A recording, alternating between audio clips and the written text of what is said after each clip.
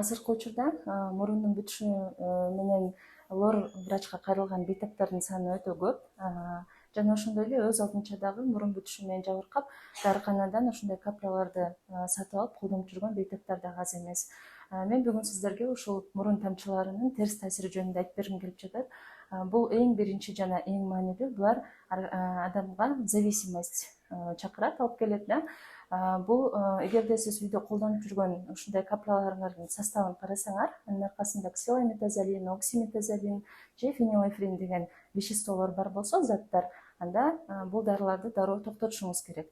Анткени бул именно ушул веществолор адамды зависимостька алып келет да. Буну токтотуп коюп, анан кантип жашайм деген суроо пайда болсо, буну башка заменительный терапия же заменительный башка каплялар менен алмаштырып, дагы ооруну жеңилдетип же айыктырса болот.